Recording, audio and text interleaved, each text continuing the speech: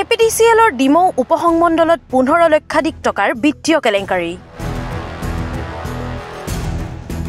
অসম শক্তি বিতৰণ কোম্পানীৰ ডিমৌ উপসংমণ্ডল কাৰ্যালয়ত কেইবা লক্ষ টকাৰ বিত্তীয় কেলেংকাৰীৰ ঘটনা পোহৰলৈ আহিছে।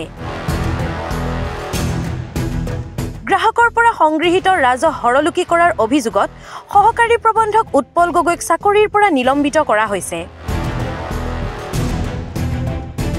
প্ৰাপ্ত তথ্য অনুসৰি বিগত বৰ্ষৰ অন্তত ডিমৌ উপসংমণ্ডলত বিদ্যুৎ বিল সংগ্ৰহত অস্বাভাৱিকতা লক্ষ্য কৰি এক প্ৰাথমিক তদন্ত আৰম্ভ কৰা হয়।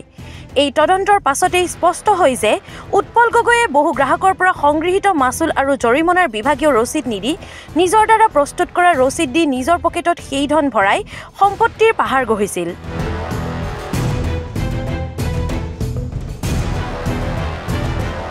অভিযোগ অনুসৰি এই জালিয়াতিৰ অন্তত 15 লাখ টকাৰো অধিক ধন হৰলুকি হোৱাৰ অভিযোগ উত্থাপিত হৈছে।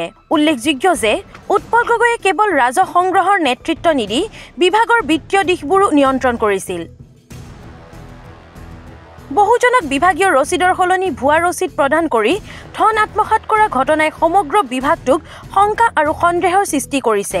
এই কেলেংকাৰীত কেৱল সহকাৰী প্ৰবন্ধক নহয়, কাৰ্যালয়টোৰ একাউণ্টছ বিভাগৰ একাধিক কৰ্মচাৰী জড়িত থকাৰ সন্দেহ প্ৰকাশ কৰিছে তদন্তকাৰী সংস্থাই।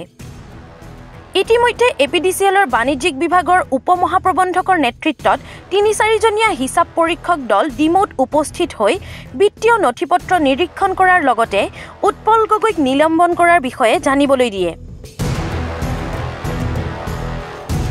সমগ্ৰ ঘটনাটোৰ সন্দৰ্ভত তদন্ত অব্যাহত থকাৰ লগতে বিভাগীয় আৰু আইনী ব্যৱস্থা লোৱাৰ কথাও সদৰি কৰা হৈছে। স্থানীয় গ্ৰাহকৰ মাজতো ব্যাপক ক্ষোভৰ সৃষ্টি হৈছে। কেৱল নিলম্বনেই নহয়, ৰাইজৰ ধন হৰলুকি কৰা দোষীক কঠোৰতম শাস্তি দিব লাগে বুলি গ্ৰাহকে দাবী কৰিছে।